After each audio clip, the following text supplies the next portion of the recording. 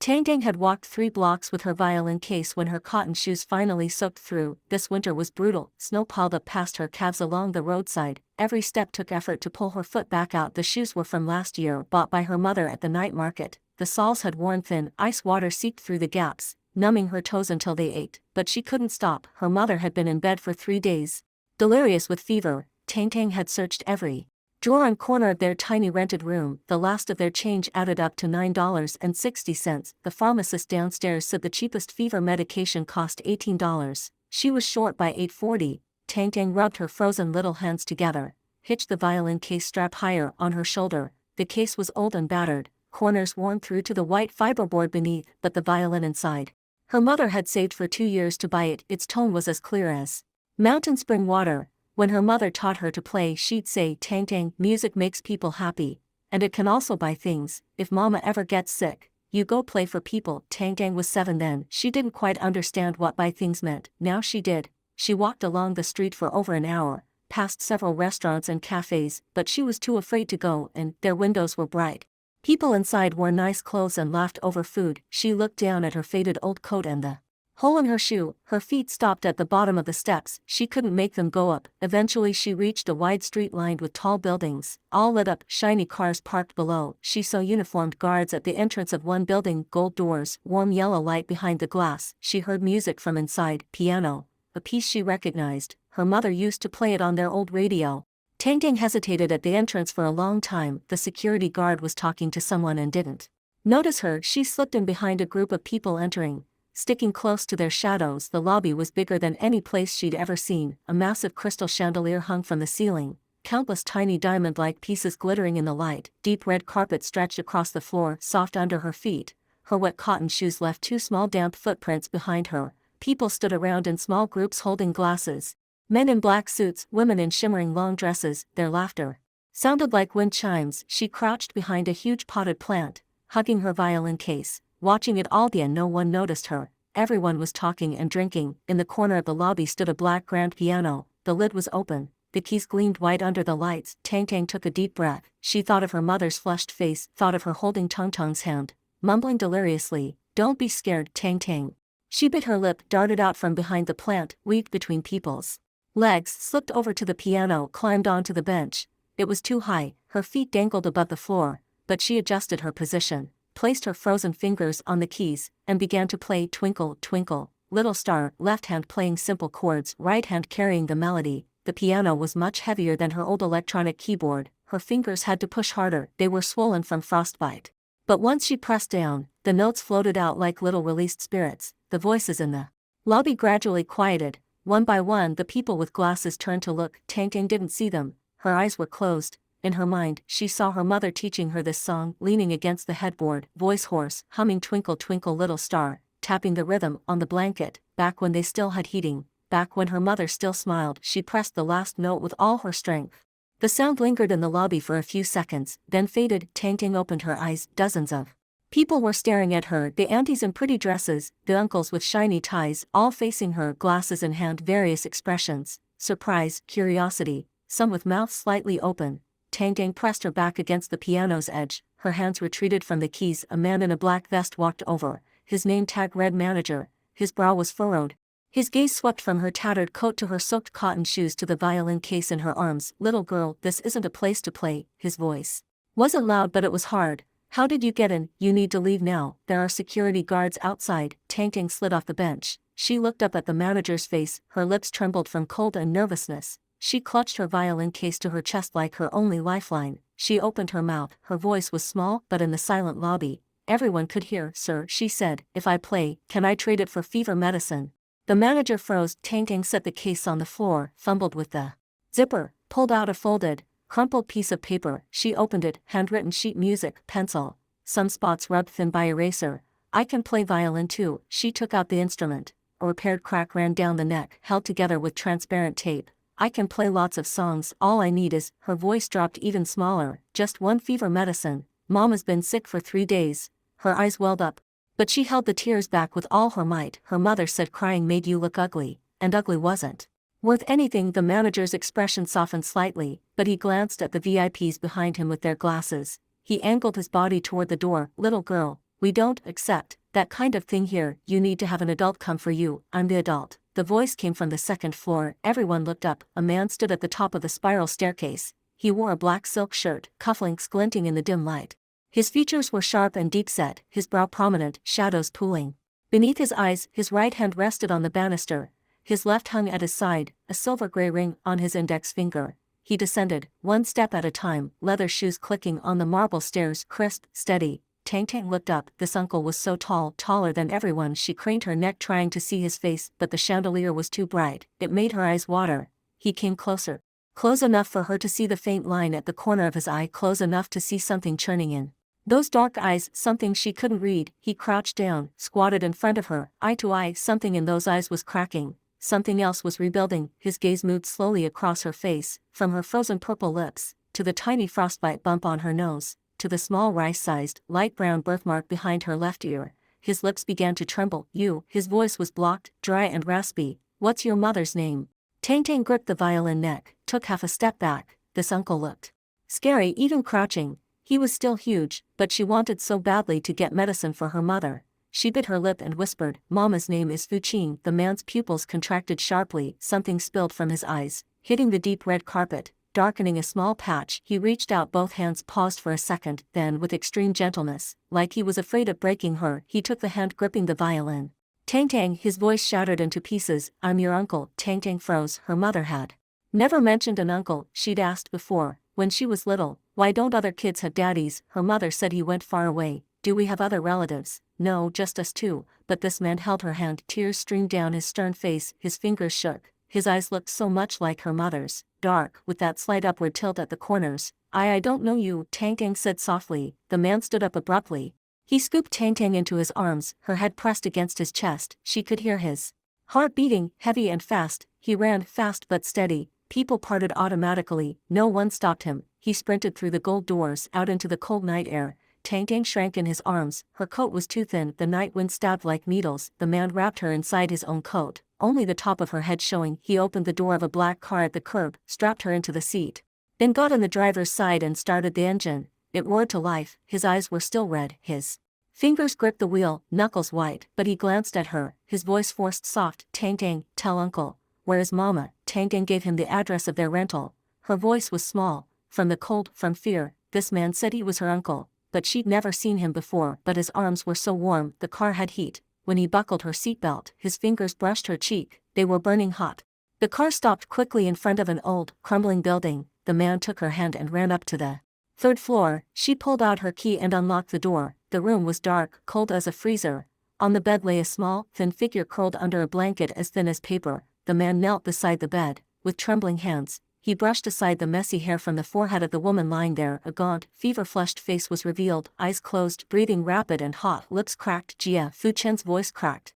The woman's eyelashes fluttered. She opened her eyes. Her gaze was unfocused for a few seconds, then it settled on the face before her. She looked for a long time. A small smile curved her lips, frail, like it might disappear at any moment. "Chen Chen." Fu Qing's voice was barely audible. "You came." Fu Chen's tears splashed onto her hand. He held it against his own cheek. His voice shook. "Jia, I'm late. I'm so sorry. I'm so sorry." Tang Tang stood in the doorway, clutching her violin case, watching this huge, tall man kneel by her mother's bed, his shoulders shaking. She suddenly thought, maybe he really was her uncle. Maybe she and her mother wouldn't have to freeze anymore. Her mother had said music makes people happy and can buy things, but Tang Tang never knew that one song of "Twinkle, Twinkle, Little Star" would buy back more than just medicine. Fu Chen had never driven faster in his life. From the rental to the hospital, he ran 6 red lights. In the rearview mirror, he could see Tang Tang curled up in the back seat, clutching her violin case, her dirty cotton shoes on his leather upholstery. She was so small, curled into a ball like a drenched sparrow. In the passenger seat lay Fu Qing. When he'd lifted her from that frozen bed, she'd been so light it nearly stopped his heart. His sister Fu Qing. Before she disappeared from home at 25, she'd weighed 110 pounds, full cheeks, 2 dimples when she smiled. Now the person in his arms weighed maybe 70 pounds, cheekbones protruding, wrists thin as dead branches. "Jia. Hold on." He floored the gas. The windshield wipers swiped frantically at the snow. Fu Qing's eyes were closed, her breath hot against the window, fogging the glass. At the hospital, Fu Chen carried Fu Qing into the ER, pushing past everyone in line. The nurse took one look at his livid face and didn't dare stop him. They rushed her into the trauma bay. The light came on. He stood in the hallway, back against the wall, fists clenching and unclenching. Tang Tang stood at his feet. She looked up at him. This uncle had been scary since they got here, not talking, not smiling, eyes red, but she saw his fists were bleeding, his nails digging into his palms. She reached out her small hand, took one of his fingers. Fuchen looked down. Tang Tang looked up at him, round eyes exactly like her mother's when she was little. She whispered, "Uncle, don't be scared, Mama's had fevers before, she'll be okay after she sleeps." Fuchen crouched down. He wrapped Tong Tong's hand in his, her hand was frozen. Fingers swollen with frostbite. He looked at the wounds, then cupped both hands around hers to warm them. His palms were hot and dry, her fingers gradually thawed. Tang Tang. His voice was hoarse. "Tell Uncle, how did you and Mama live these years?" Tang Tang tilted her head, thinking. She counted on her fingers. "Mama washes dishes at a restaurant, comes home at night to cook for me. We have mice in our place." Mama said, "Don't be scared." Then she caught a cat, but it ran away. She paused. "Mama works night shifts sometimes. I wait for her at home. When she comes back, it's almost morning. She brings me a bun, vegetable bun. She likes the vegetable ones." Fu Chen's grip on her hand tightened. "Uncle, why are you crying?" Tang Tang reached up with her other hand and touched the corner of his eye. Her fingertip was cool against his skin, rough. Fu Chen turned his head slightly, held her hand against his cheek. "I'm not crying." Uncle got something in his eye. The trauma bay light stayed on for a long time. 2 hours later, the doctor came out of danger. But she needed to be hospitalized. Fu Qin was moved to a VIP room. The nurse started her on fluids and nutrition. Fu Chen sat by the bed, holding Fu Qing's skeletal hand. She was still asleep, her breathing had steadied, but the fever hadn't fully broken. Tang Tang lay on the edge of the bed, chin on her arms, watching her mother. She whispered, "Mama's face isn't so red anymore." Fu Chen reached out and touched Tong Tong's hair gently. He stood and spoke quietly to the nurse at the door.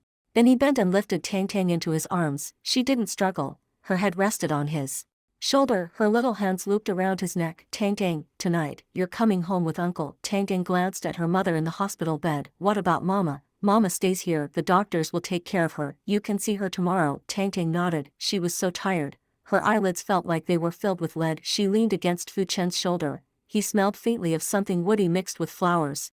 Scent that didn't quite match his hard appearance. It was warm. She closed her eyes in his arms. She fell asleep. Fu Chen carried her out of the hospital, wrapping her in his coat until only the top of her head and the birthmark behind her ear were visible. The car drove back to an estate in the east side of the city, stopping in front of a 3-story standalone house. When Fu Chen lifted Tang Tang out, she woke, rubbing her eyes. "Uncle, where is this?" "Uncle's house."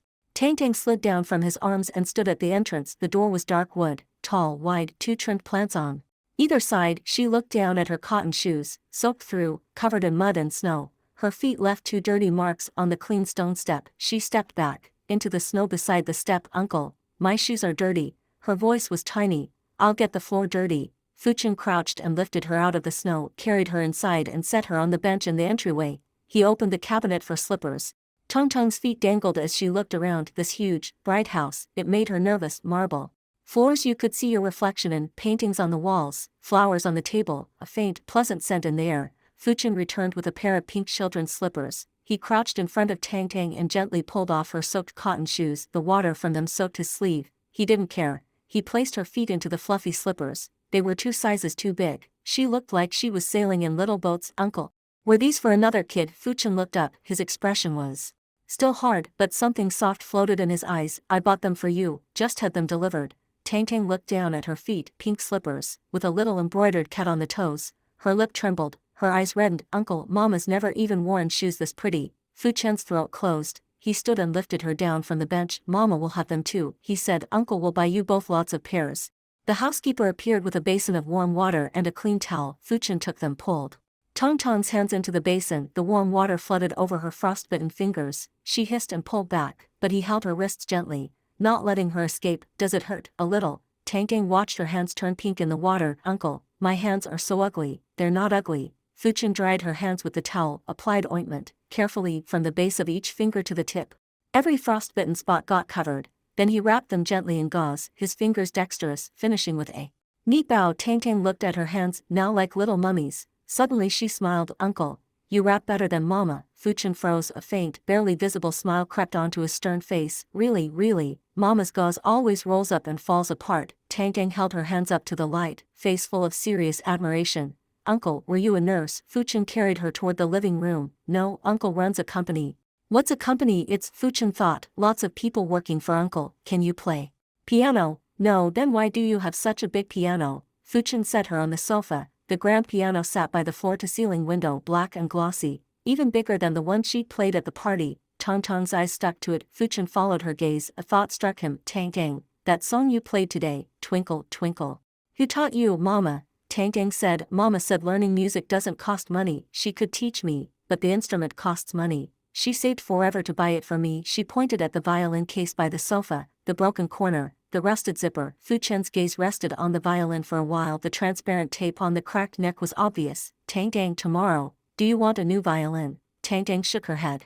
No, this one Mama bought. Fuchen didn't press. He settled Tang Gang on the couch, wrapped a blanket around her and asked if she was hungry. It was then she realized she hadn't eaten all day. Her stomach growled. Embarrassed, she buried her face in the blanket. The housekeeper brought out a steaming bowl of wontons. Tang Gang sat at the table with a spoon bigger than her hand, carefully scooping one wonton at a time and blowing on it. Fuchen sat across from her, watching. The little girl ate slowly. She'd blow on the hot wonton, then take a small bite, cheeks puffed out, lashes lowered. Occasionally, she'd sneak a glance at him, then quickly look away. Her old cotton coat had frayed at the collar. Her hair was messy, a few strands sticking up, but her eyes were bright. When she ate, they crinkled in contentment, just like her mother's did when she was little. Fuchen picked up his water glass and took a sip. He realized his hand was still trembling slightly. Uncle, Tang Gang suddenly spoke. HM. When I played the piano at the party, she swallowed the wonton, face serious. That man in the black vest was going to kick me out. If you hadn't come down, I would have left. Fuchen set down his glass. That won't happen again. What won't? No one will ever kick you out again, he said. You can play whenever you want. If anyone tries to kick you out, Uncle will kick them out. Tang Tang tilted her head. She seemed to be processing this. Eventually, she understood enough. Her eyes curved in a smile. That smile was clean and bright, like a tiny sun that had rolled out of the snow. Uncle, you're so nice, she said. Fuchen's Adam's apple. Moved, he stood, walked around to her side, crouched down, and wiped a smear of broth from the corner of her mouth with his thumb, light as a feather. Tang Tang, time to sleep. He pulled her chair back gently and lifted her out. Uncle will show you your room. Tong Tong's little room was on the third floor, a pink canopy bed, covered in stuffed animals, bears, bunnies, a giraffe half as tall as a person. A night light on the wall projected a starry sky. When the light was off, the whole wall glowed with stars. When Tang Tang was tucked in, she sank into a pile of fluffy toys, only her little face showing. Fuchen sat on the edge of the bed, smoothing the blanket. Uncle, yes, you glow too. She pointed at the star nightlight. Just like those stars. Fuchen looked down at her. The little girl had closed her eyes. Her lashes cast two quiet shadows on her tiny cheeks. Her breathing steadied, her lips curved. She hugged the giraffe's neck, her face pressed against its furry belly, sleeping like a real little animal. Fuchen stood and walked to the door. Before he turned off the main light, he looked back once. In the warm glow of the stars, that small figure lay in the center of the bed, surrounded by stuffed toys she'd never seen just hours ago. He eased the door shut, leaned against the hallway wall. His phone buzzed. A text from his assistant. Mr. Fu, your sister's asset accounts have been unfrozen. Also, the music shop you asked about. They can send someone to pick out a violin tomorrow morning. Fuchen typed back. Good. He locked the screen, put the phone in his pocket, leaned his head against the wall. The hallway light shone above him. He closed his eyes for a moment, then opened them. He looked at his hands. They were trembling slightly. These hands had signed billion-dollar contracts, taken down competitors, pounded negotiation tables into silence, and now they were just trembling uncontrollably. He slowly clenched his fists. In his palms, he could still feel the cold of a little girl's fingers, the touch of a violin neck wrapped in transparent tape. Tang Tang, he whispered, as if speaking to the stars on the third floor. Uncle will never let anyone push you out again. The next morning, Fuchen woke at 6. Actually, he barely slept. He'd gotten up 3 times during the night, quietly opening Tong Tong's door to check if she'd kicked off her blanket. She slept spread-eagled, the giraffe under her belly, the blanket at the foot of the bed. Each time, he tucked her back in. The third time, she blinked.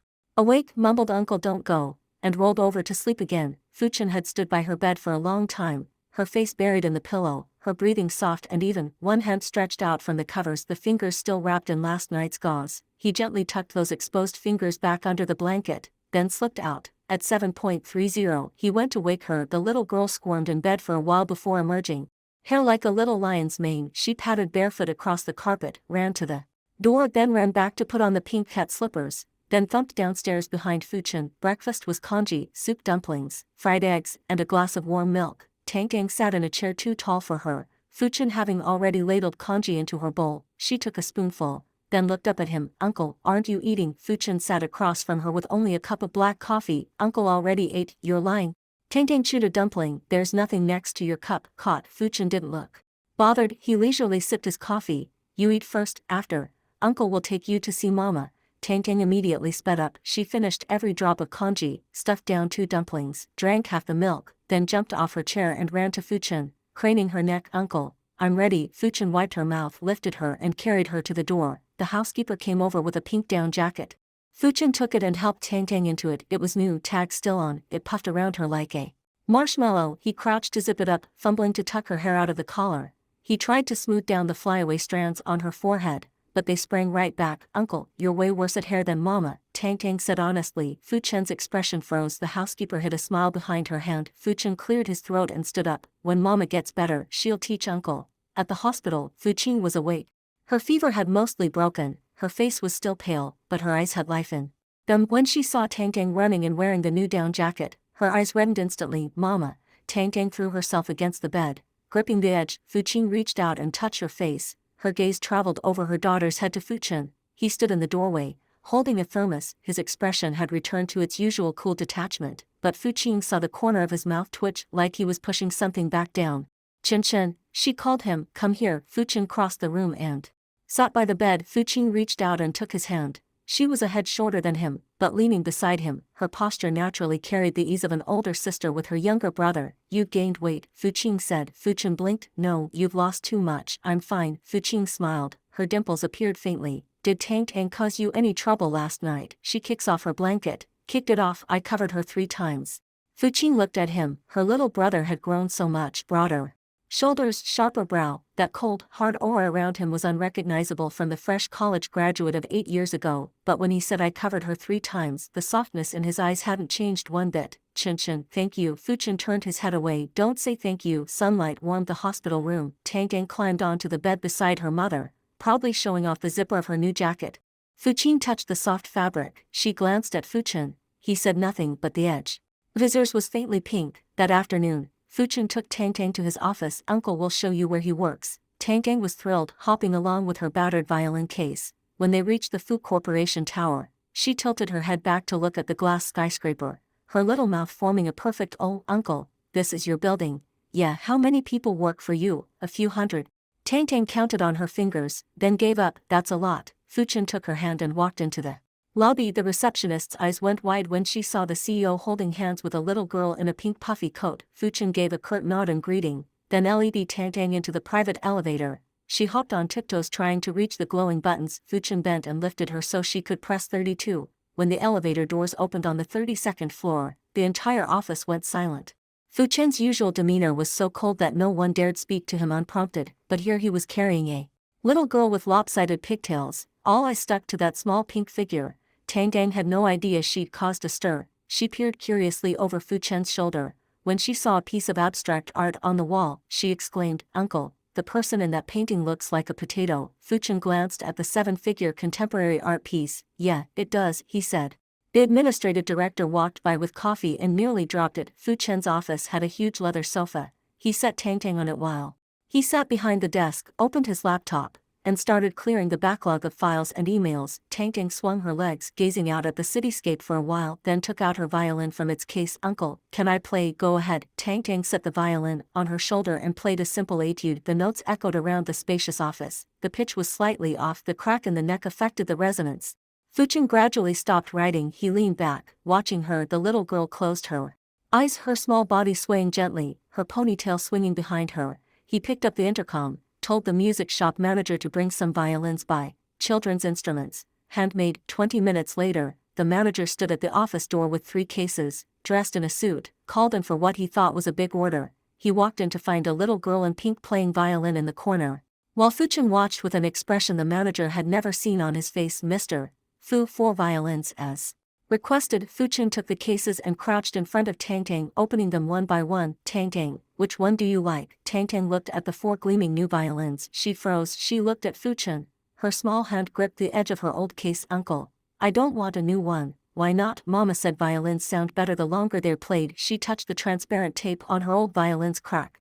This one's been with me through so many songs, it knows me. Fuchen looked at her. The little Girl's gaze was earnest and stubborn. It was the same Tang Tang who'd shivered in the cold and whispered, "Can I trade for fever medicine?" But also different, there was a core of stubbornness in her, just like her mother. "Okay." Fuchen closed the cases, "Then uncle will get this one fixed for you." Tong Tong's eyes lit up. "Really, really, the best craftsman." He reached out and rubbed her head. Tang Tang beamed. She threw her arms around him. Fuchen rocked back slightly from the impact but caught her with a steady hand on her back. He looked down at that fuzzy head. The smile at the corner of his mouth lingered for a long time. The music shop manager and the administrative director exchanged a glance. Their eyes said the same thing. Mr. Fu is done for. That afternoon during a meeting, Tang Tang was set up in the adjacent reception room with paper and crayons. She drew 3 pictures, one of Mama, one of Uncle, and one of her violin. On the Uncle drawing, she made a tall figure with a square head and an upturned mouth and wrote in wobbly characters, "Good Uncle." When Fuchen came out of the meeting and saw it, he stared at it for 10 seconds, then he took a photo and saved it to a favorites folder. He carefully folded the drawing and tucked it into his suit's inner pocket. Back home that night, the housekeeper bathed Tang Tang and dressed her in pajamas. Fuchen worked in his study. At 10:30, he went to check on her. She was already asleep, but in a strange position, hugging the giraffe, feet against the bare face in the bunny's belly. The blanket was kicked to the foot of the bed again. Fuchen leaned over and pulled it back up. He crouched by the bed for a moment, watching her sleeping face, then he quietly stepped out and closed the door. Just as he reached the hallway corner, he heard Tang Tang murmur in her sleep, "Uncle, don't go." His steps stopped. He went back. Through the crack in the door, he saw her roll over, hug the giraffe tighter, and mumble again, "Don't go." Fuchen leaned against the doorframe. The wall sconce cast shadows across his face. He looked at his own hands, fingers curling slightly. On the day Fuchen disappeared 8 years ago, he was only 20. He'd sat in her room all night, clutching an empty hanger, unable to understand how his sister could vanish overnight. He searched 8 years, scanned countless surveillance tapes, checked endless records, posted a million missing person flyers. Eventually everyone told him to give up. She'd probably gone abroad, or didn't want to come back. He never said anything, but every year on Fu Qing's birthday, he sat alone in the empty living room until dawn. Now she was back, with a little girl who played Twinkle, Twinkle, Little Star. Fuchen pressed his hand to his forehead. His eyes were wet. He took a breath, took one last look at the small figure clutching the giraffe on the bed, and gently closed the door. Back in the study, he opened his phone and looked at the photo of Tong Tong's drawing. Beside Good Uncle was a crooked little star pencil, messy edges. He pressed the phone to his chest for a moment. The moon outside was full and round, spilling light across his desk. Fuchen sat back in his chair. His mouth was still curved. He'd changed. People at the office would notice the CEO zoning out 3 times in meetings. The admin director would see him stop at a toy store. His secretary would find a box of Princess Band-Aids on his desk. But he didn't care. He just wanted that 9-year-old girl with her broken violin case to know, this time, Uncle wasn't going anywhere. Fuchen spent 10 days in the hospital. On the day she was discharged, Fuchen came to pick her up. Tang Tang had woken early and changed into a new light blue dress with little white lace at the collar. Fuchen had had the housekeeper prepare it. She bounced by the hospital room door, clutching a drawing she'd made for her mother. 3 figures, tall Uncle, medium Mama, tiny her, holding hands under a bright sun. When Fuchen stepped out of the room, her steps were still unsteady, but her complexion was miles better than 10 days ago. She wore a cream-colored cashmere coat that Fuchen had sent over.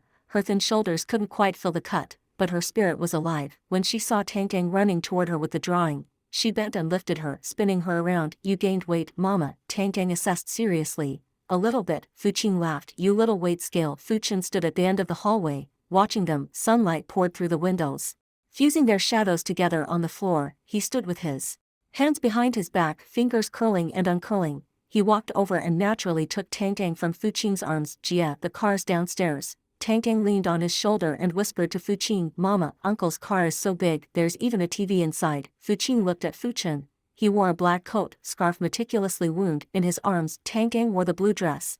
His whole presence was completely different from the boy of 8 years ago, but one thing hadn't changed: the way he held a child was as awkward as when he'd held her cat as a teenager. "Chen Chen, when did you learn to hold kids?" "Practiced for 10 days. Fuchen stepped into the elevator without changing expression.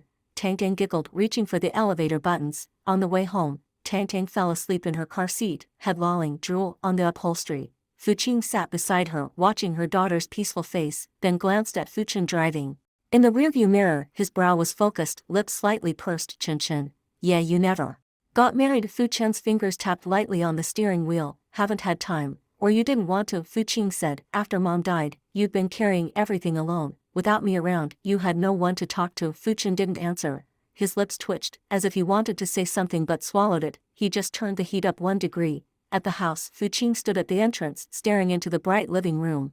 Her feet were frozen at the threshold. She looked down at her own shoes, new ones Fuqin had bought, soft-soled. She hesitated, uncertain whether to step inside. Fuqin had already walked in with Tang Tang. He turned back. Jia, Qinshin, this is your house. Ours. He cut her off. He set Tang Tang gently on the sofa and came back to stand in front of Fuqing. He was a head taller, looking down into her eyes. Jia, starting today, you and Tang Tang live here. The bedroom on the 3rd floor with the balcony is ready for you, south-facing, good sunlight. Fuqing's eyes reddened. She turned her head, pressing the back of her hand to her eyes. Qinshin, you don't have to do this. You've bought Tang Tang so much stuff, paid the medical bills. Fuqing, the full name made her look up. He stood before her, wearing that expression she'd seen many times as children, the one he got when he was being serious. Slight furrow between his brows, lips pressed together, but the light in his eyes was soft. You're my sister. Tang Tang is my niece.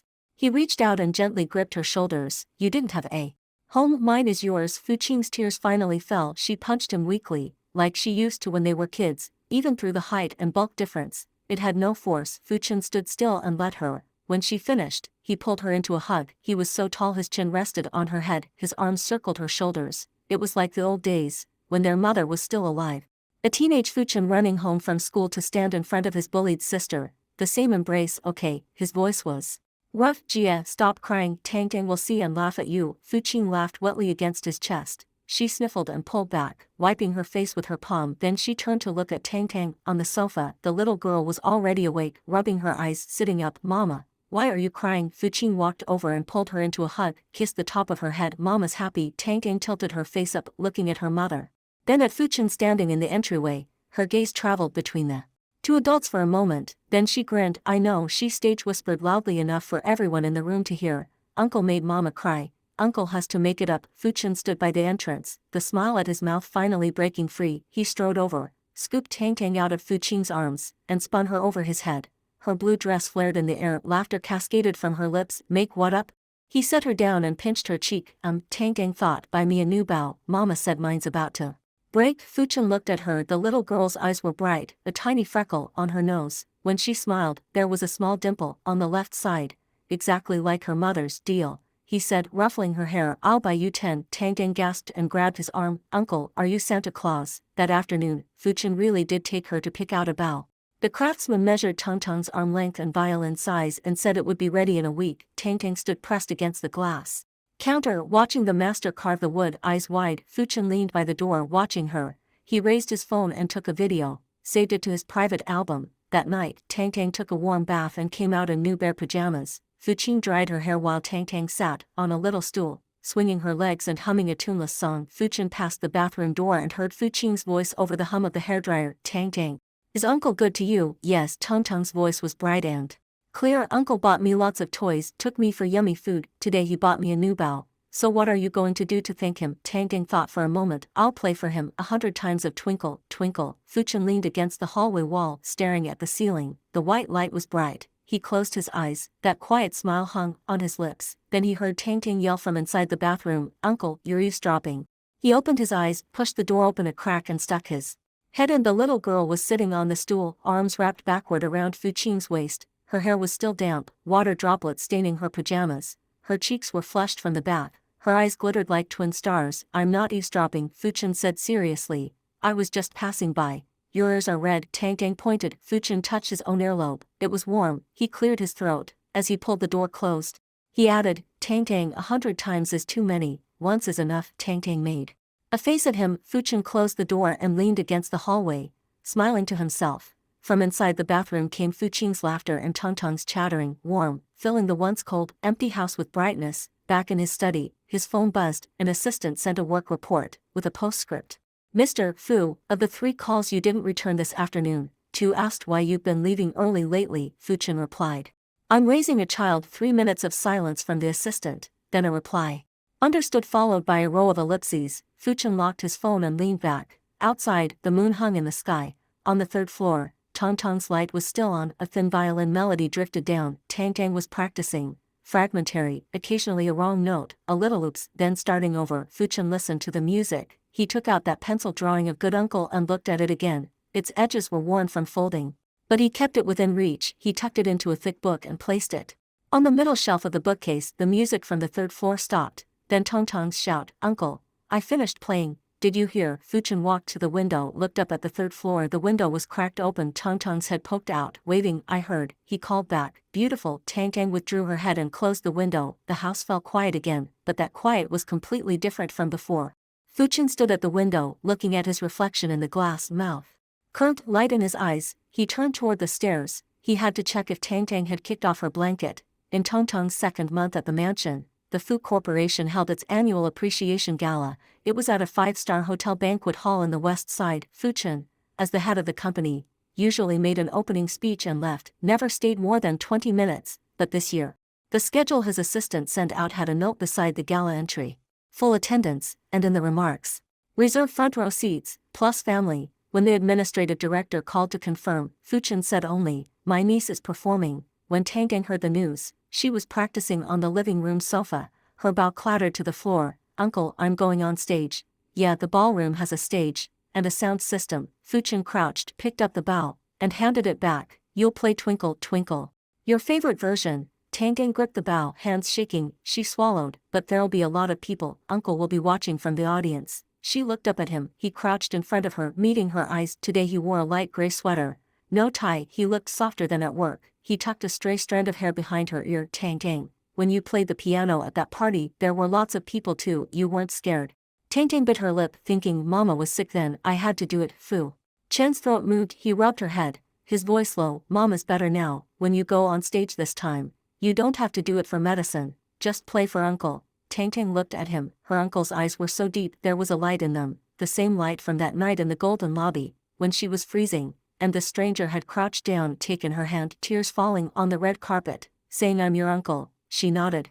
"I'll play." The night of the gala, Tang Tang wore a white tutu dress, layers of tulle. When she spun, it billowed like a cloud. Fu Qing styled her hair into 2 little buns with pearl clips. Tang Tang checked herself in the mirror again and again, feeling like a princess. She thumped down the stairs to find Fuchen, spun for him in the living room. Fuchen looked up from his phone. The little girl in the white dress, twin buns, twirling like dandelion seeds scattering. "Beautiful," he said seriously.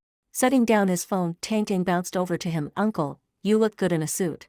Too. Fuchen wore a charcoal custom suit today. His tie matched Tongtong's dress, silver white. He hadn't planned to wear one, but before they left, Tang Tang had tugged his sleeve and said, "Uncle, you should dress nice too." So he put it on. At the gala, the lights blazed. When Fuchen walked in holding Tongtong's hand, all eyes turned. The famously cold, aloof CEO was leading a little girl in a white dress, her buns bobbing, or paired violin case in her other hand. The room fell quiet for a moment, then whispers spread like ripples. Someone recognized Tang Tang as the girl who'd played piano at that party weeks ago. Someone whispered, "Mr. Fu's daughter." "No, he's not married." Phones came out. Fuchen ignored it all. He took Tang Tang backstage and crouched to adjust a wrinkle in her dress. Nervous, Tang Tang gripped her violin neck. Her fingers were cool, a little. She held up her thumb and forefinger, a tiny gap between them. "This little." Fuchen took her hand, his palm warm, wrapping her fingers, like warming a piece of cool jade. "Uncle's right there," he said.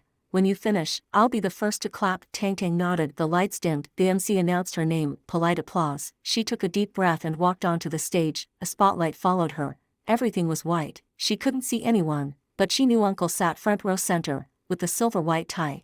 Watching, she set the violin on her shoulder, closed her eyes. The music began, clear and bright, every note steady on the beat. She played the version her mother taught her, a simple melody to start, then a variation she'd composed herself. Then back to that familiar falling finish, "Twinkle, twinkle, little star." When the last note faded, the hall was quiet for 2 seconds. Then the first applause came, but faster than the clapping was a figure rising from his seat.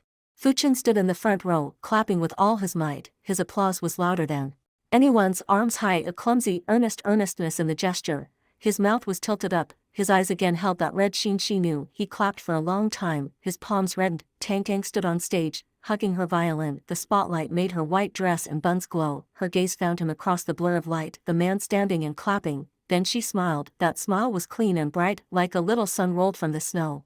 Like the light in her eyes the first time she touched the keys. She ran off the stage, tutu flaring, steps fast and urgent, leaping from the risers. She dodged between suits and gowns and launched herself into Fuchen's arms. Fuchen caught her, lifted her and spun. Her white skirt bloomed like a cloud in the air. Her laughter bubbled out, bright and crisp. The applause grew louder. mixed with cheers and laughter. Someone caught the moment, on camera, the famously cold, ruthless CEO beaming, his eyes crinkled. A little girl in his arms holding his neck, both of them laughing. Like they had the whole world. After the gala, Tang Ting fell asleep in the car. She leaned against Fu Qing, her tulle skirt brushing Fu Qing's arm. Fu Qing brushed her daughter's hair from her forehead and looked at Fu Chen driving. Chen, yeah, you were happy tonight. Fu Chen's fingers tapped the steering wheel. He glanced in the rearview mirror at the sleeping Tang Ting. That small curve at his mouth appeared again. Yeah, he said that night. The Fu Corporation's internal chat exploded. Someone posted the video of Tang Ting playing and the gif of Fu Chen spinning her. Hundreds of messages followed. The administrative director posted, Mr. Fu is completely gone. A wall of agreement followed. The next morning, Tang Ting woke to find her phone, which Fu Chen had bought her, filled with messages, barely literate. She ran to Fu Chen's door with it and knocked. He opened it, hair sticking up from sleep. She held up her phone. Uncle, a lot of people messaged me. Fu Chen took it. A bunch of female employees had added her on WhatsApp. Tang Ting, you're so cute. Yesterday's performance was amazing.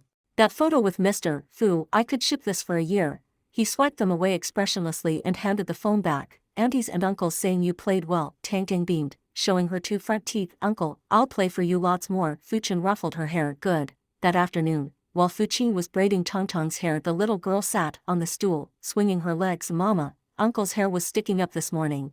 Like a grumpy cat. Fu Qing laughed. You saw Uncle right after he woke up. Yeah, I knocked and he opened it. Fu Qing's brush paused. She looked at her daughter's round face in the mirror. For a moment she saw him, teenage Fu Chen, hair sticking up, rubbed his eyes and said 5 more minutes when she woke him for school. Now he was an uncle who got up early to make breakfast for a little girl. Fu Qing bent and kissed Tang Tang's hair. Sunlight poured through the window, layering mother and daughter's shadows together. From downstairs, Fu Chen's voice, Tang Ting, do you want strawberries? Tang Ting slid off the stool and thumped barefoot down the stairs. Fu Qing listened to the laughter below, Tang Tang's bright peals mingling with Fu Chen's low warmth. It was like a variation she'd composed herself. She leaned against the windowsill, looking at the sky. Her eyes were wet, but she was smiling. 8 years. Finally, she was home. Tang Ting became famous. Or rather, the photo of Fu Chen spinning her went viral.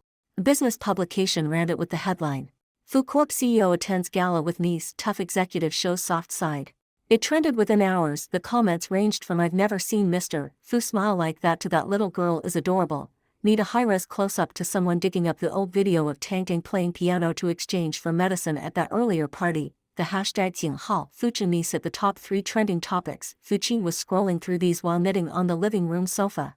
She nearly poked herself with a needle. She looked up at Fu Chen, who was building blocks with Tang Ting on the floor. He wore a relaxed home t-shirt, sleeves rolled to his elbows, face serious as he constructed a castle roof. Tang Ting directed, Uncle, the red one goes on the left, no Dian the right. Why did you do that again? Fu Chen disassembled the wrong block and rebuilt it, his concentration as intense as when signing acquisition contracts. Fu Qing looked back at her phone at the deluge of discussion. That look in his eyes, I'm so jealous I could cry. Can I apply to be his niece? She locked the screen and kept knitting. Tang Ting had no concept of trending topics. She just noticed that people outside smiled at her more often. Some gave her lollipops. Fu Chen had told her not to take things from strangers, but these aunties and uncles all looked so nice. She'd run back to Fu Chen with the candy and ask if she could eat it. He'd take it and replace it with one he checked. The turning point came one weekend when Fu Chen took Tang Ting to a charity auction. He'd originally not planned to bring her, but when she heard the auction included a vintage violin bow, her eyes went wide. Uncle, I want to see it. He looked at her for 3 seconds and gave in. Fu Qing laughed from the other room. When will you stop spoiling her? Fu Chen bent to button Tang Tang's coat without looking up. Never. The auction was at a downtown art museum. Tang Ting wore a light blue sweater Fu Qing had knit and a white puffer vest. She looked like a little snowball as she followed Fu Chen inside, clutching his hand. Looking around, the auction hall had lots of things she didn't recognize. Paintings, porcelain, shiny objects. Fu Chen was stopped by several business partners. Tang Ting stood by his leg, holding his finger, waiting quietly. Then a woman in a dark green dress approached, holding champagne. Her gaze lingered on Fu Chen first, then dropped to Tang Ting. Mr. Fu, is this your little niece? The woman's smile was sweet, but there was something sharp in her tone. She's cute, but that outfit, hand-knitted, looks a bit low-rent. Fu Chen's face darkened before he could speak. The woman added, glancing at her companion, I heard the girl's mother had it pretty rough before, gone for 8 years. Then comes back and latches onto her brother. Hard to say if she really was in trouble or just putting on an act. Tang Tang's grip on Fu Chen's finger tightened. Her small thumb pressed into his knuckle. She looked up at the woman in green. She didn't fully understand all the words, but she heard her mother being spoken about badly. Fuchen lifted her from the ground. He held her with one arm, pressing her head to his shoulder so her face wasn't visible to the woman. Mrs. Li, Fuchen's voice was flat, like a frozen lake. Are you done? The woman's smile stiffened. Mr. Fu, I didn't mean anything, I just... Your husband's project proposal landed on my desk last month. Fuchen looked at her, expressionless. It's stuck on the second approval. Step tomorrow, that file will be returned. Reason partner qualifications under review. If your husband has questions, he can come to me directly. The woman's face went white, her lips trembled. She started to say something, but Fuchen had already turned and walked away. Tang Tang looked back over his shoulder. The woman in the green dress was frozen, champagne shaking in her glass. Uncle, she whispered. What happened to that lady? Nothing. Fuchen patted her back, his voice soft. Uncle made her go away. If she ever says anything mean in front of you again, you tell me. Tang Tang nodded obediently. She pressed her cheek into his neck, feeling his pulse steady, but she felt his shoulders tensed, different from how he usually held her. After the auction, Fuchen left early. As he carried Tang Tang to the car, his assistant glanced back. Fuchen's expression had returned to its usual coldness, but the assistant noticed how tightly he held Tang Tang. Mr. Fu, do you want me to handle? No, just return the proposal. Fuchen looked down at Tang Tang, half asleep in his arms, her eyes heavy, her small hand clutching his coat button. Drive, she's tired. Tang Tang drifted into sleep, half conscious, hearing Fuchen on the phone, his voice low. She felt the vibrations in his chest. Reassign Fuchen's security detail, full coverage. Any person approaching Tang Tang within 10 feet, reported. Tang Tang wrinkled her nose and mumbled, Uncle, you're too loud. She rolled over to find a more comfortable position in his arms and slept on. The next day, the incident made the business pages. A brief item. Fu Corp CEO halts partnership at charity auction, allegedly over associate's family remarks. The photo showed Fuchen walking away with a sleeping Tang Tang in his arms, his coat wrapped around her, only her fuzzy head visible. Comments exploded. Anyone who messes with Mr. Fu's little niece is done the way he protects his family. I'm in awe. Someone get me a high-res of Tang Tang. I need to virtual babysit. Fuchen saw the news while making juice in the kitchen. She paused, blender in hand, then poured the juice and carried it out. Fuchen sat on the sofa. Tang Tang curled beside him watching cartoons, her legs across his lap, his hand resting on her ankle to keep her from slipping. Fuchen set the juice on the coffee table and sat across from him. Chin, yeah, I saw what people are saying online. Fuchen took a sip of water, eyes lowered. You didn't need to offend a partner because of me and Tang Tang. Your company is too big for Fuchen. He gently moved Tang Tang's legs aside and sat up, looking at her. When you left 8 years ago, I couldn't protect you. That's something I'll never get over. Fuchen's fingers tightened on her glass. Now you're back. His voice was calm, but every word landed heavy. If anyone says another word about you, I don't care who they are or what deals are involved. Projects can be replaced, money can be made again. My sister and my niece, there's only one pair. Fuchen's tears splashed into the glass, ripples spread across the surface. She bowed her head, shoulders trembling. After a long moment, she sniffled and said, Chin, you talked like this when you were little too. The day Mom died, you said, Jia, don't be scared, I'll protect you. You were only 13. Fuchen was silent for a beat, then he stood, came around the coffee table, and crouched in front of her. He took her hand from the glass. Jia, what I said at 13, it still counts. Tang Tang looked up from the sofa. She saw her mother crying. Uncle crouched before her, holding her hand. She thought for a moment, slid off the sofa, and squeezed between them. One little hand gripped her mother's wrist. The other held one of Uncle's fingers. Mama, don't cry, she said, face serious. Uncle's really strong. That green lady won't talk nonsense again. Fuchen laughed through her tears. She wiped her eyes with her sleeve and pulled Tang Tang into her arms. Fuchen crouched nearby, that quiet smile on his lips. He covered both their joined hands with his own. Tang Tang looked up. Uncle, I'm hungry. Fuchen stood and lifted her from Fuchen's arms. What do you want? Strawberries. In the fridge, Uncle will wash them. Fuchen sat on the sofa watching Fuchen carry Tang Tang into the kitchen. He set her on a stool by the counter, bent to get the strawberries, and washed them one by one. Tang Tang swung her legs, telling him about some cartoon dog's mischief. Fuchen made sounds of acknowledgement, glancing at her occasionally. Sunlight poured through the kitchen window, rimming them both in gold. Fuchen looked at the water glass in her hand. The surface reflected the sky and the curve of her lips. She was his weakness, she knew that. But she also knew he was the strongest armor she and Tang Tang would ever have. When winter deepened, Tang Tang got sick, at first just a few coughs. Fuchen made her ginger tea, hoping it would pass, but the next morning, when Fuchen went to wake her, he found the little girl flushed, hot as a tiny furnace, clinging to her giraffe and mumbling about being cold. His face went pale. He wrapped her in 2 blankets and carried her downstairs. Fuchen ran after him, shouting, Chin, take her temperature first, but he'd already floored it to the hospital. The ER doctor took her temperature 102.6, tonsillitis plus influenza. They admitted her. When the nurse put in the S, Tang Tang lay on the hospital bed, her little hand taped to the needle, eyes half open, lips chapped. When she saw Fu Chen sitting by the bed holding her hand, she managed a small smile. Uncle, she rasped, it doesn't hurt. Fu Chen's throat closed at that forced smile. He held her hand in both of his, thumb stroking her thin skin. Her hands were warmer than when he'd first met her, the frostbite gone, but her fingers were still tiny, like a bundle of matches in his grip. Don't talk, he said, voice rough. Just sleep. Tang Tang closed her eyes, then opened them again. Uncle, your voice sounds weird. He blinked. He hadn't noticed. He cleared his throat, pulled the blanket tighter around her. Fu Qing placed a cool cloth on Tang Tang's forehead. She glanced at Fu Chen's profile. He sat motionless, red-rimmed eyes, light stubble on his chin.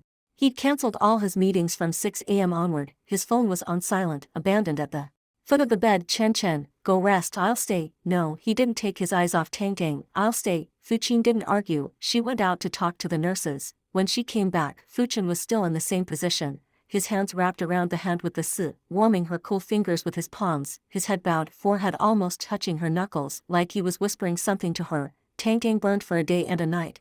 The fever broke in the early morning. The next day, she woke up groggy but better. She saw Fu Chen still sitting there, eyes red, stubble thicker, collar rumpled. Uncle, her voice was still hoarse. Didn't you go home to sleep? I did, he lied without flinching. Fu Qing stood from her chair. Slept. He didn't close his eyes all night. Tang Tang's little brows furrowed. With her free hand, she touched his face. Her palm was still damp from post-fever sweat, prickly against his stubbled jaw. Uncle, your face is scratchy, she assessed, then added, your eyes are red. Fu Chen turned his head, pulled her hand back under the blanket. Uncle's fine. You're not fine. She stubbornly reached out again. This time, she patted the edge of the bed. Uncle, lie down, sleep a little. Fu Chen looked at the narrow hospital bed. Tang Tang was small, didn't take much room, but it was a child's bed. He was too tall to fit. He hesitated for 2 seconds. Tang Tang was already urging him in her hoarse little voice. Uncle, lie down.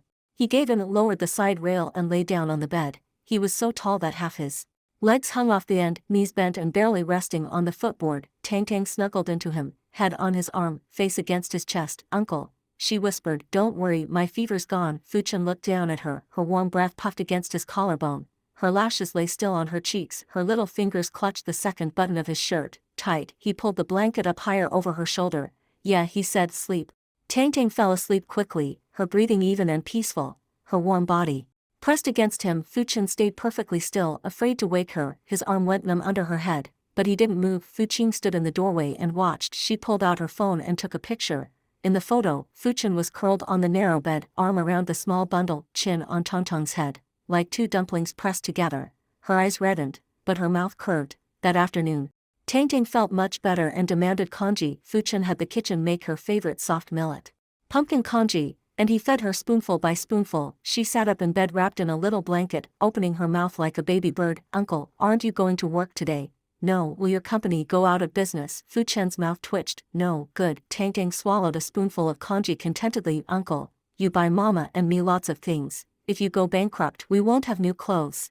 Fu Chen spooned in the last bite and wiped her mouth. Not going bankrupt. Uncle has to keep buying you clothes for many years. Tang Tang's eyes curved in a smile. Her face was still pale, but her eyes were bright again, like sunlight piercing through a frosted window. On the third day, she was discharged. Fu Chen bundled her like a dumpling and carried her out of the hospital, all the way home and onto her little bed. The giraffe was still under her when she lay down. He pulled it out and tucked it in her arms, and she immediately hugged it. Uncle. She looked up from the giraffe's belly. Your eyes are still red. He rubbed his itchy eyes. They'll be fine tomorrow. Did you cry? No, Mama said you did. Tang Tang's little hand reached out from the giraffe to find his finger. Uncle, don't cry. I won't get sick anymore. Fu Chen crouched by the bed. He brought her hand to his forehead and held it there, her warm skin against his brow. Tang Tang, his voice was rough. Uncle didn't cry. I was scared. Scared of what? Scared of you being sick. Tang Tang tilted her head.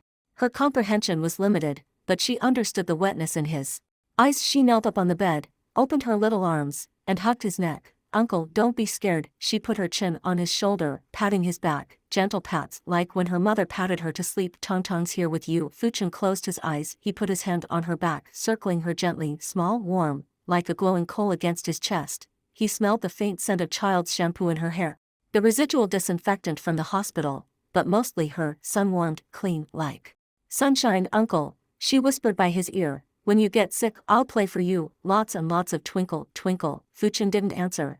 His lips pressed against the light brown birthmark behind her ear. He moved his mouth silently. What he said only he heard. One evening, Fuchen came home half an hour late. Tang Tang was drawing on the living room floor. When she heard his key, she dropped her crayons and ran to him. He bent and lifted her. She looped her arms around his neck. Uncle, you're late.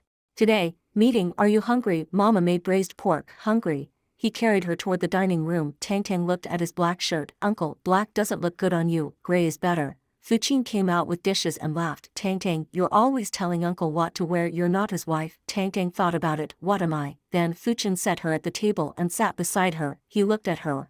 She was waiting for his answer, her bright pupils reflecting the warm yellow light above. Your uncle's little star, he said. Tang Tang was satisfied. She picked up her chopsticks, put a piece of braised pork in her mouth, and chewed. Uncle, you're my little star too, she said, mouth half full. Fuchen put a pork rib in her bowl. Fuchen watched from across the table. Her lips curved. Outside, night had fallen, but the warm light in the house wrapped around the three of them. This winter was the warmest Fuchen had known in 8 years. 3 months into Fuchen living at the mansion, she called Fuchen into her room one evening. It was past 10. Tang Tang was asleep. Fuchen had just showered and changed into a gray house shirt. His hair still wet. He was heading to his study to answer emails when she called him. He pushed open her door. She sat on a chair by the window, holding a glass of water. Her expression was more serious than he'd seen since she'd come back. Chen Chen. Sit. She pointed to the chair opposite. He sat down. He sensed whatever she was going to say was important enough to take 3 months to say. You never asked what happened those 8 years, Fuchen said, looking into her water glass. I've never offered, but I think you should know. Fuchen didn't interrupt. He sat quietly, hands clasped on his knees, waiting. Fuchen took a breath. The year I left, I wasn't lost, I was tricked. That man, Tongtong's father, he said he loved me, that he'd take me away. I trusted him too much. We fought, you and I ran off afterward. I found out he was nothing, no job, no money, in debt up to his ears. We moved from city to city, lived in the cheapest places. He disappeared for days at a time. Then I was pregnant. He said he was going to work out of town. He never came back. Fuchen's hands clenched, knuckles white, but he didn't speak. I had Tang Tang alone, in a rental room. No one helped. I cut the umbilical cord myself. Her voice was calm, like she was talking about someone else. That's when I regretted it. I regretted fighting with you, regretted leaving, regretted that Mom died before she could see me one last time, but I was too ashamed to come back to you. I left you alone. I left Mom alone. Fuchen's voice was rough. You're my sister. Whatever happened, you can always come back. Fuchen's lashes trembled. She looked up, eyes red. Chen Chen, I knew you were looking for me. I almost called so many times, half dialed your number and hung up. I was afraid you hated me. Afraid you wouldn't want me as your sister anymore. Then I had Tang Tang. Times were hard. I've had fevers. Tongtong's had fevers once. She hit 104. I carried her to the hospital alone. I fell on the way, scraped my knee, but I kept carrying her and I kept thinking, if Chen Chen were here, if I were with him. Fuchen stood and crossed to her. He took her glass, set it aside, and took her hands. They were cold, trembling slightly in his grip. Jia, he said, those 8 years. I thought about you every day. When Mom died, you weren't there. I handled everything alone. And I thought, Fuchen, you idiot, why did you run? If you'd come back, would I have yelled at you? Would I have rejected you? Fuchen's tears finally came. She hugged him around the neck, pressing her face to his shoulder. Sobbing, he patted her back, gently, like coaxing a lost child who'd finally come home. When her tears slowed, he pulled back and wiped her face with his palm. Jia, don't think about it anymore. The past is past. You and Tang Tang stay here forever if you want. Fuchen sniffled and nodded. She remembered something. From a cabinet, she pulled out a small cloth bundle, worn white, the edges frayed. She opened it. Inside was a folded white dress, satin, pearl embroidery at the collar. Old, the edges yellowed with age, but the satin still glowed softly, kept with care. Mom left this for me, Fuchen said. She said I should wear it when I got married. I've carried it everywhere, through everything, even after Tang Tang was born. When things were hardest, I couldn't sell it. Fuchen looked at the dress. The satin gleamed in the lamplight. The embroidery was delicate and even, he remembered seeing this dress as a child. Mom always said that when Qingqing got married, she'd look beautiful in it. Then Fuchen was tricked away. Mom died. The dress was never mentioned again. He reached out and touched its edge. The satin was cool and smooth under his fingers. Jia, try it on. Fuchen blinked. Now, yeah. She hesitated, then took the dress into the bathroom. Fuchen waited, listening to the rustle of fabric and the zipper. After a few minutes, the door opened. Fuchen stood in the doorway. The white dress hung on her. The waist was a little loose. She'd lost so much weight, but the satin clung to her skin. the pearls gleamed, the neckline revealed her thin collarbones. She tugged at the hem. Too loose, I can't fill it out anymore. Beautiful. Fuchen stood and crossed to her. He was a head taller, looking down at those embroidered pearls. Jia, gain a little weight, back to how you were. Fuchen's eyes reddened again, but she didn't cry. She wiped her eyes and smiled. Keep cooking for me and I'll never lose it. You. Always feeding us. Fuchen's mouth curved. That's not changing. A few days after that, Fuchen came home with a box. He set it on the coffee table. Tang Tang, drawing on the floor, looked up. Uncle, what's that? For Mama. Fuchen leaned out from the kitchen. Fuchen pushed the box toward her. She wiped her hands and opened it. What was inside made her breath stop. A white satin dress, almost identical to her old one. Pearl embroidery at the collar, the waist slightly more fitted. The satin was new, glowing with soft ivory in the light. Underneath, a note in Fuchen's handwriting. Jia, wear this one, the old dress. I'll have it framed and hung in the living room, so Mom can see it. Fuchen held the dress. Her fingers traced the satin. Her shoulders shook. She couldn't speak for a long moment. Tang Tang ran over, pulling on her arm, hopping up to see. Mama, that's a princess dress. Fuchen looked down at her daughter. Then at Fuchen on the sofa. He was drinking water, his side profile gilded by the sunset through the window, but the edges of his ears were pink. Chin, she said, her voice catching. When did you get this? 2 weeks ago. He set down his glass, found the dressmaker who used to work for Mom. He remembered the design. The pearls are hand embroidered, just like the original. Fuchen sat back on the sofa, holding the dress. She pressed her face into the satin, took a deep breath. The fabric smelled clean and new. She remembered her mother sewing under a lamp, reading glasses on, fingers threading a needle with skill. Mom would tell you off for spending money on another dress. She mumbled into the fabric. Fuchen's mouth curved. Let her. She can't get me now. I'm thick-skinned. Tang Tang climbed up behind Fuchen and put her chin on her mother's shoulder, looking at the dress. Mama, put on this dress. Uncle will take your picture. I'll hold the train. Fuchen laughed, rubbing Tang Tang's face. Okay. Tang Tang helps Mama. That evening, Fuchen changed into the new dress. She stood in front of the floor-to-ceiling window, the sunset behind her illuminating the satin. Tang Tang crouched below, holding the train with serious focus. Fuchen took a photo, then another. When Fuchen turned her head and said stop, he pressed the shutter anyway. The photo was later framed and placed in the living room, next to the framed old dress. The yellowed satin still gleamed with pearls. 2 dresses, facing each other across the years, like a mother's stitches and a brother's love, linked together. That night, Tang Tang lay on Fuchen's lap watching TV when she asked, Uncle, Mama looked so pretty in that dress. When is she going to get married? Fuchen looked down at her. Whenever she wants. Tang Tang thought, what about my dress? Fuchen pinched her cheek. When you're older, Uncle will buy you the prettiest one. Tang Tang was satisfied. She rolled over and went back to watching TV. Fuchen looked at her fuzzy head, pulled out his phone, and texted his assistant. Find the best child custom dressmaker, long-term arrangement. The assistant replied fast. Mr. Fu budget, Fuchen typed. Unlimited. The assistant sent a row of exclamation points. Outside, the moon rose. Fuchen came out of the kitchen with a fruit plate, wearing her old sweater, hair casually tied back. She looked healthier than the day she'd come back. She set the plate on the coffee table. Tang Tang immediately scrambled for the strawberries, cheeks puffing. Fuchen watched the two of them bicker over the fruit, his smile steady, before he made the dress. What he owed his sister was a word, a path, a way home. After the dress, he thought, now he owed her a better life. That was fine, he'd pay it back, slowly, one piece at a time. Whatever Fuchen and Tang Tang had lost, he'd give it all back. When Tang Tang turned 12, she had her first solo recital at the South City Concert Hall. That evening, Fuchen arrived 2 hours early in a dark gray custom suit. His tie, silver gray, had been picked by Tang Tang herself that morning to match her performance dress. He stood at the side of the stage, watching the crew adjust lights and sound, absently rubbing the phone in his pocket. It had clips from Tang Tang's dress rehearsal. Fuchen came up behind him and patted his shoulder. Chin, you're more nervous than Tang Tang. I'm not. You're shaking. He looked at his own hand. His fingers were trembling slightly. He shoved his hands in his pockets, cleared his throat. Nice weather today. Fuchen laughed and didn't call him on it. She wore a new pink dress Fuchen had made for her. The fitted cut showed off the weight she'd gained back. Her cheeks had color again. The dimples were back when she smiled. Front row center, Fuchen said. Tang Tang wants to see you. Fuchen nodded. He took his seat in the front row center, back straight, hands on his knees. Other audience members noticed him, but with his intense focus, no one dared approach. At 7:30, the lights dimmed, a spotlight hit center stage. Tang Tang walked out. She wore a silver-white knee-length dress with tiny sequins that glittered. Her hair was longer now, swept up in a loose bun, pearl clip at her temple. She was so much taller than 3 years ago, lean and straight as a young sapling. On stage, she set the violin on her shoulder. It was the antique instrument Fuchen had given her for her birthday. warm orange-brown wood, a smooth neck. When she'd first received it, she'd sobbed, hugging his neck. "Uncle, you're so extravagant." He'd said, "I can afford it." The first note came. Fuchin leaned forward.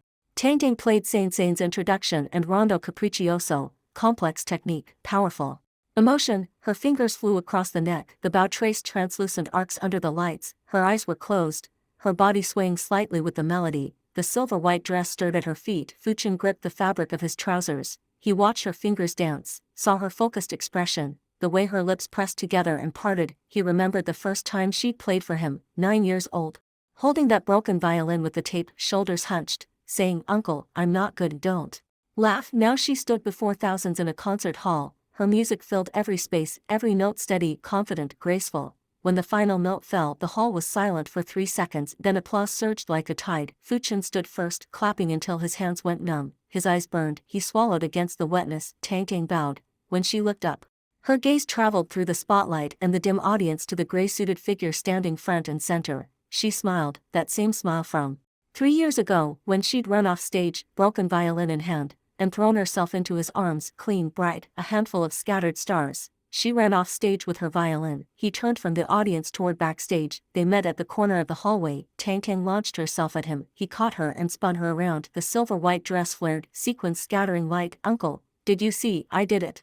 Her voice was bright and breathless with excitement. "I saw." He set her down, crouched in front of her and straightened the pearl clip that had gone crooked. "You played beautifully." Tang Tang tilted her head. "Uncle, your eyes are red again." The lights were bright, Fuchin said, deadpan, straining. Tang Tang giggled. She stood on tiptoe and touched the corner of his eye. "Uncle, you're lying, you were crying again." He took her hand. "Okay." Uncle cried because he was happy. Tang Tang's eyes curved, her white teeth showed in a grin.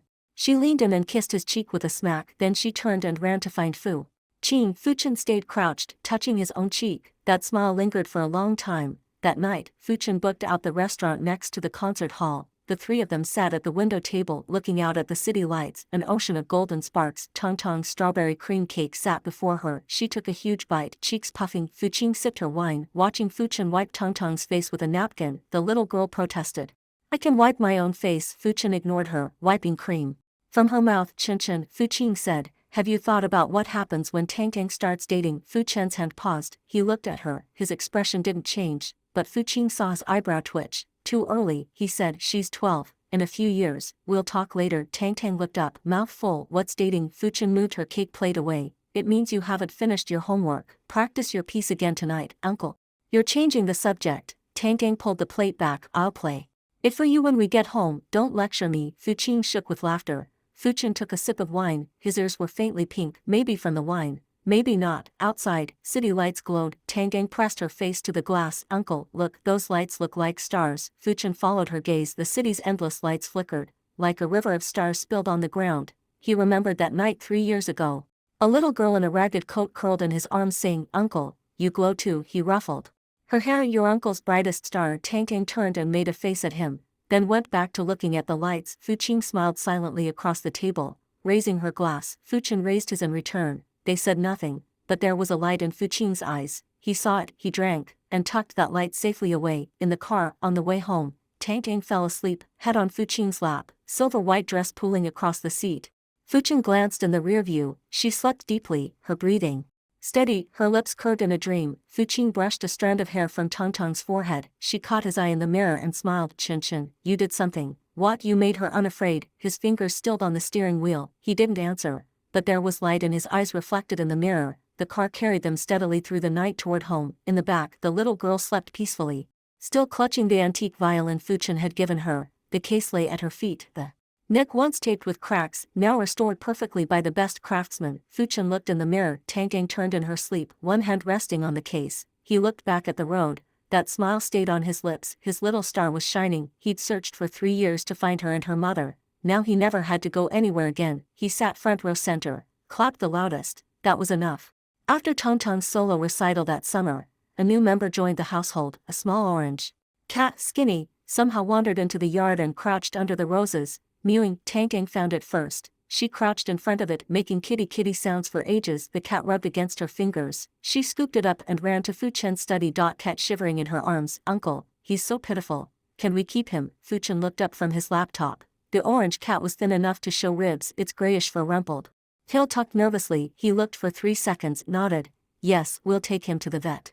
Tomorrow, Tang cheered and ran off, clutching the cat. Fuchen went back to his emails, still smiling. The cat was named Star, matching Tongtong's name. Star and Candy, she said, a perfect pair. Fuchen didn't correct her misuse of pair. He let her run around the house with Star every day. Life flowed sweet and slow. Tang went to school with her violin case every morning, practiced in the afternoon, and made Fuchen read her stories at night. She was old enough to read, but she loved his voice. He read low and easy. She curled beside him with Star, and her eyelids would grow heavy. Uncle, one evening, she lay on his lap, chin on her knees, looking up. Are you going to get married? Fuchen looked up from the book. Why do you ask? Mama said so. She said you need to find a girlfriend, can't always be with us. She counted on her fingers. But if you find a girlfriend, you won't watch TV with me anymore.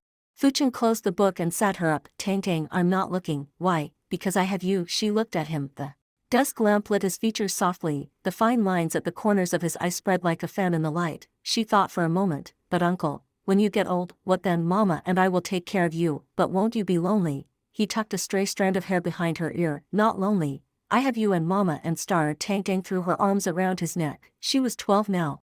Hugging him was harder than when she was 90. His arms couldn't fully circle her anymore, but she still liked to hang on. His hand supported her back, just like that first time he'd lifted her. Uncle, she murmured into his shoulder, if you ever want a girlfriend, it's okay, I'll be good to her. His chin rested on her head. Okay, when Uncle is ready, you'll get to approve. Tang was satisfied. She slid down and ran to her room, carrying Star. Fuchen leaned back in his chair, looking at the empty doorway. The moon was full. He looked at his phone, over 1,000 photos in his album. Tang practicing, Tang eating strawberries, Tang holding Star, Tang in her performance dress, Tang rolling in snow, and Fuchen smiling, Fuchen drawing with Tang. He scrolled through them, then locked the screen. 3 years ago that winter night, he'd crouched in a golden lobby, held a freezing little girl's hand. He never imagined his life would be filled by a broken violin and a song called Twinkle, Twinkle, Little Star. He walked to the living room. The framed old white dress hung on the wall, pearls glowing in the moonlight. Next to it was the photo of Fuchen in the new dress, smiling in front of the window. He stood before the frame for a moment. Mom, he said softly, Jia is back. Tang is doing well, don't worry. Night wind stirred the roses. Star patted down the stairs and rubbed against his ankle. Fuchen bent and scooped up the orange cat. It rolled over in his arms, revealing its round belly. It had plumped up a lot. Uncle. Tongtong's voice from the second floor. Tomorrow's the weekend, let's go to the park. Yes, speak louder, I can't hear you. He looked up and called. Yes. Tongtong's head appeared over the railing. Uncle, good night, good night. She disappeared. A light clicked off upstairs, then the soft sound of Fuchen's footsteps, checking if Tongtong's blanket was tucked in. The house settled into quiet, only the soft purr of Star in Fuchen's arms. He looked around the room. On the wall, Tongtong's latest drawing, 4 figures. Uncle. Mama. Her. Star. Uncle was drawn with a huge smile, mouth stretching to his ears. On the coffee table, fresh flowers Fuchen had arranged. On the windowsill, Tongtong's music stand. In the kitchen, the lingering scent of dinner's beef stew. He looked at Star. The fat cat yawned, pink tongue showing. Let's go, he whispered. Time for bed. Carrying the cat upstairs, he passed Tongtong's door. Through the crack, he saw her roll over and hug the giraffe, mumbling something in her sleep. Passing Fuchen's room, her light was still on. The soft rustle of turning pages. In his own room, he set Star on the bed. He lay back, staring at the ceiling, reached up and turned off the lamp. In the dark, only a sliver of moonlight through the curtains. Before he closed his eyes, one image came to him. That winter night 3 years ago, a girl in a ragged coat playing Twinkle, Twinkle in a golden lobby. Fingers frozen, but music clear, standing before a grand piano, looking at a stranger and saying, if I play, can I trade it for fever medicine? He'd crouched and taken her hand and said, I'm your uncle. He hadn't known those 3 words would thread all his days after that together. Like sugar-coated hawthorn candies on a stick, so sweet it hurt your teeth. Fuchen rolled over, Star mute and adjusted position, going back to sleep. From upstairs, faint music drifted, Tang doing one last practice before bed, notes like dewdrops in the night. He listened, and smiled. The next morning, Tang was up at 6.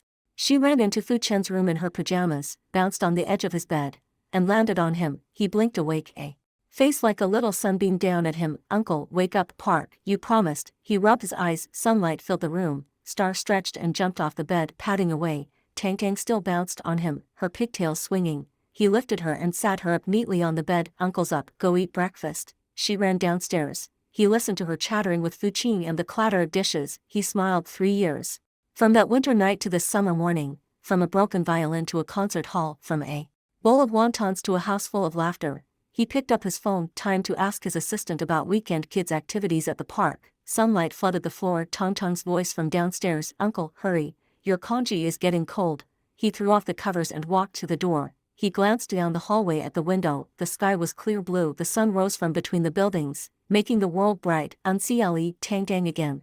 He ran down the stairs. In the dining room, Tang Tang sat on her chair, legs swinging, a bowl of congee and a peeled boiled egg before her. Fuqing stood at the stove, flipping fried eggs. She glanced back with a smile. You're up late. Fuqing pulled out a chair. The cat woke me. Star sat on the windowsill, grooming a paw, mewing innocently. Tang Tang shoved the egg into Fuqing's hand. Uncle, eat this. I peeled it. He looked at the egg in his palm. The shell was a little crooked. A tiny piece of shell still clung to the white. He picked it off and took a bite. Sweet, he said. Tang Tang tilted her head. How can an egg be sweet? Fuqing chewed, looking at her bright eyes. Because you peeled it. Tang Tang giggled and grabbed another egg to peel. Fuqing set down her plate and gently kicked his foot under the table. He looked up. She winked, her dimples showing. Sunlight flooded the table. Toast, eggs, congee. Tang Tang chattering about the park and watching the ducks. Fuqing listened, wiping her mouth.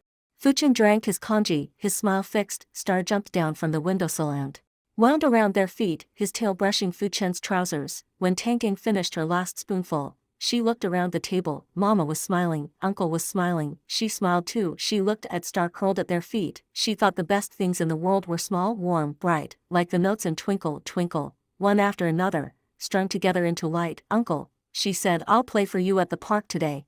Your favorite song. Fuqing put the third peeled egg into her bowl. Okay. Sunlight stretched their shadows long across the floor, layered together. Star patted across the edges of that light, tail swaying. Outside, the roses bloomed.